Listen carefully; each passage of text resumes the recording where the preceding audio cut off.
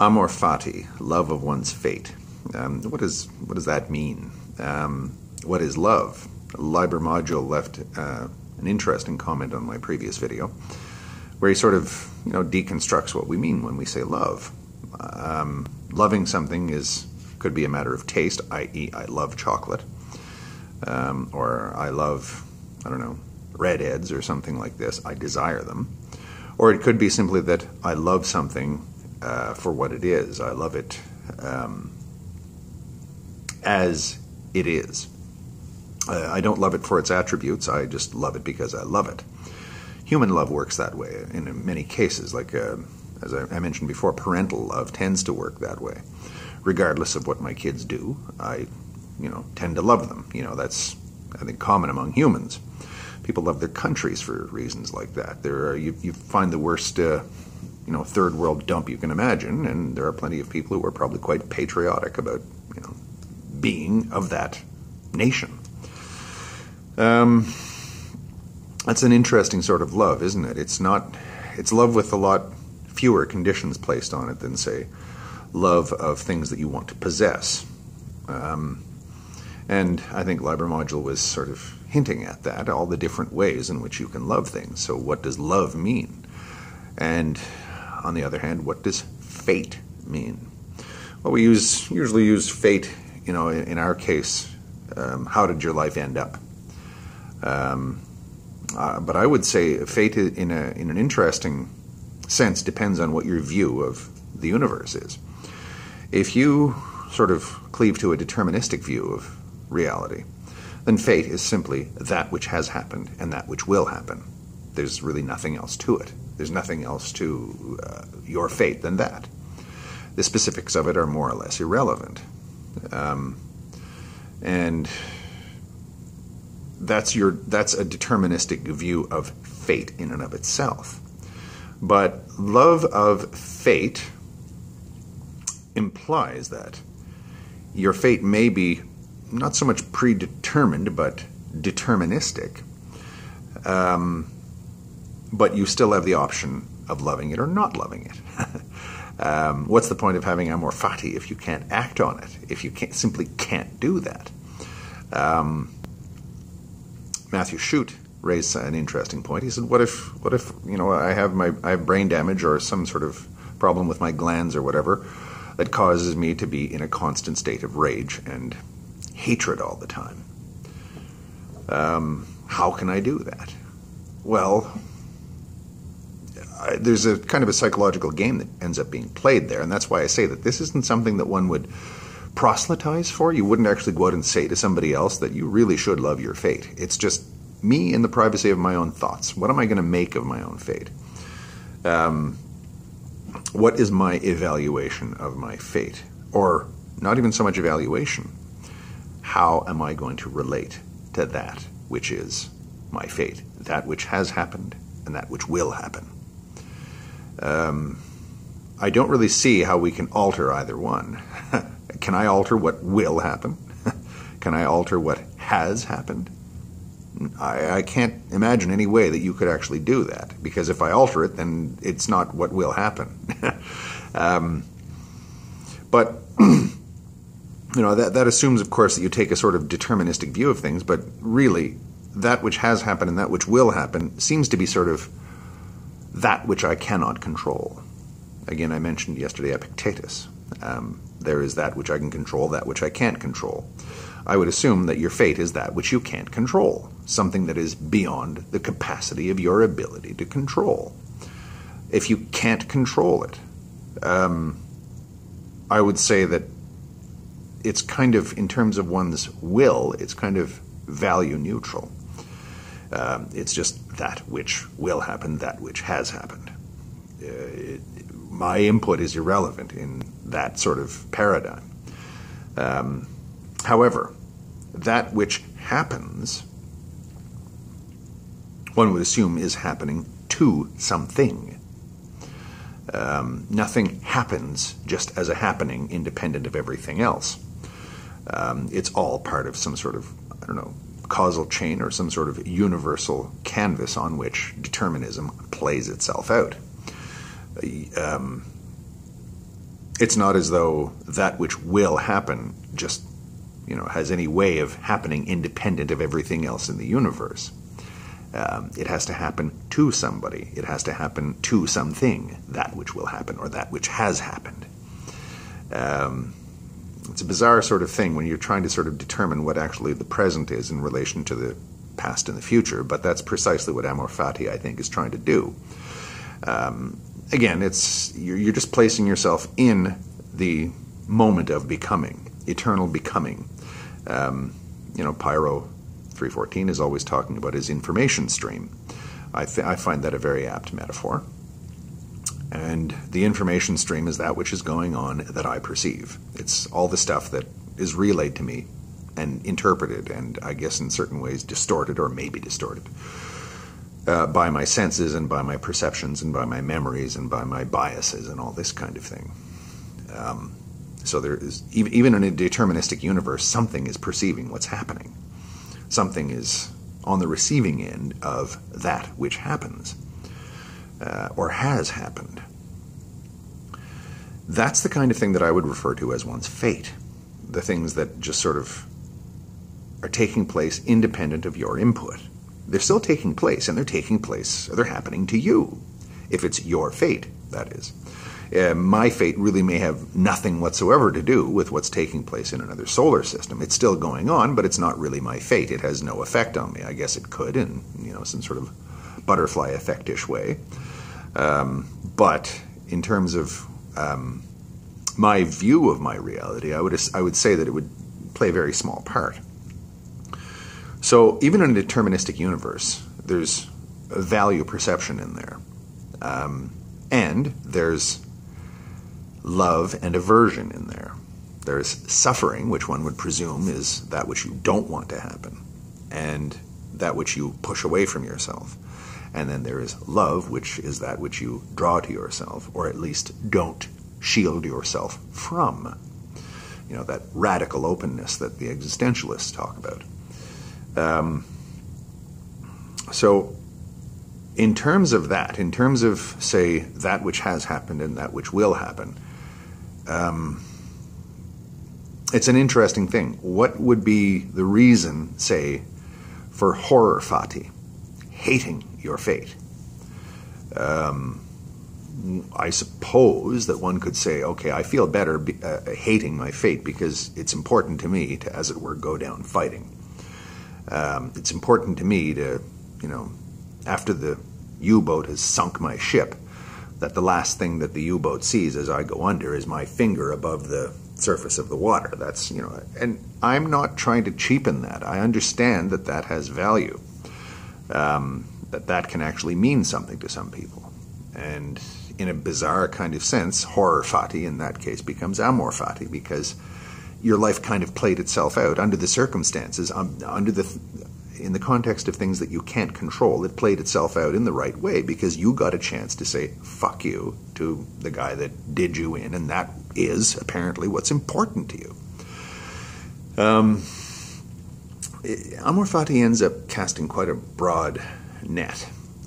And I would say that what it essentially is to me at least, it's just a general outlook in terms of your relations with that which must be, or that which is, or that which has been. It's not, you can still have amor fati and still try to better yourself in the world and escape bad things from happening to you. But when you can satisfy yourself by saying, okay, I've done as much as I can, now the rest is out of my hands, then okay, what's the point of me, pissing into the wind, I guess, is the way that it's normally sort of vulgarly put. What really is the point of beating your head against the wall forever? Now, that's a question that each of us can only answer for ourselves, because some people, I think, as I say, seem to actually get value out of beating their heads against the wall. I know a couple of people like that in my own personal life, and a lot of people say, well, that person is so bitter. I don't understand why they choose to live that way. Well, they're not stupid people, and they understand that they have options of loving fate or not loving it, and they have chosen to sort of, rail against it. to sort of say that I object to what my place in the world is, and I'm not going to accept it. Now, remember, accepting your place in the world isn't the same thing as accepting it as it is. It's just accepting that which you can't change about it. Now, again, how do you know whether or not you can actually change anything? How do you know what it is that you can or cannot change? Well, let's say I mentioned yesterday the guy on the cattle car being carted off to Auschwitz. Let's say that he's a resourceful person and he's found some way to maybe get out of there, or he's got a plan and it's a very good plan, and he decides that he's going to put it into motion with a couple of other people. They're going to knock out the guards or kill them or something like that, make a break for the woods the next time that the train stops to, throw off a few dead bodies or something like this. Let's say that they engage in all of this, and it fails somehow, and they still end up being carted off to Auschwitz and eventually do find themselves standing in the showers with the gas coming out. Well, that doesn't mean that what they did was useless when they tried to break away, because, in their own view of themselves, that was an important thing to do. And I would think that if you were about to be killed and you sort of had the idea in your mind, well, at least I tried to do something about this. It didn't work for reasons that are beyond my control, but I was willing, even till the last possible minute, to take concrete steps to improve my situation. It didn't work out, but wow, did I ever live, eh? Not many people actually could say that they did something as, brave as, trying as a helpless prisoner to rebel against guards with machine guns for reasons that, reasons of survival or whatever.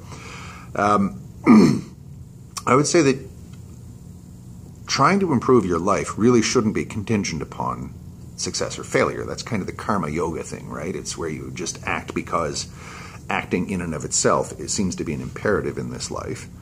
And you should act, but again, at the end of the day, remember, what is going to happen is what's going to happen. You can't really stop inevitability from happening. Because if you're looking back, if you're now standing in the gas chamber looking back at, what you did when you tried to escape from the freight train, from the cattle car, you would say, that was a waste of time, wasn't it? I'm still here. Or you can say, well, I did my best, didn't I? I did my level best, and it just wasn't in the cards, and it's beyond my control. There's no reflection on me or my bravery or my value as a human being. I certainly gave it my best shot. Well, what can you do? Sometimes life overwhelms you. There's really no more point in getting angry at, or getting, disillusioned or full of hate at your fate in that context than getting angry if another universe collides with ours and blows it all up. It's totally out of your hands. As I say, does it really fundamentally make sense to hate your fate? I'm not so sure about that. I'm not sure that it does. But again, that's only for each of us as individuals to decide. As I say, I have a friend who seems to sort of hate his fate. Now, I look at that from the outside and I say, oh, talk about flushing your life down the toilet. But he knows what he's doing. We have conversations on this subject all the time. He's aware of it. He's not just doing this stupidly or maliciously or malignantly or anything. He lives a pretty quiet life with his wife, and by all appearances, he has a pretty good life, or a good enough life. But he's always on about how, not that he got a raw deal out of life, but things didn't work out the way he wanted them to, or the world isn't what he wished it was, or something like that. And from the outside, I would say, okay, this is a really unhealthy philosophy for you to have. But who am I to judge? His hatred of his fate may be his own version of amor fati, isn't it? As I say, I can't really tell somebody else to love their own fate, especially somebody who's got a bad fate, i.e., torture or something like that, or mental illness or whatever. It's not up to me to tell them to do it. It's up to them in the privacy of their own thoughts to decide how they're going to react to it one way or another, their own life. It's psychological, I think, as opposed to philosophical, amor fati. But I think that as a general rule, human beings like the feeling of love. It seems to do it for us. And if we would embrace that, if we would embrace that which we have the capacity for, and I'm not saying that everybody has the capacity to love, by the way, but as a general rule, if we would embrace that in terms of an average human life, there's something Epicurean here, I guess, as well. If we would do what we can to alter our experiences of life, to make them positive or loved or love-filled, your experiences, if you are the sort of person who gets off on love, then I would say that it would be kind of dumb not to do that. If you have a tool at your disposal that will help you get what you want, i.e. love, then it's kind of crazy not to avail yourself of that tool.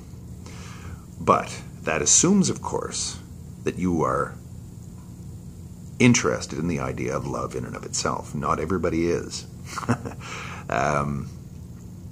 Start talking to some people about love, and they're ready to vomit in the first 30 seconds of the conversation. Is that a choice? I don't know.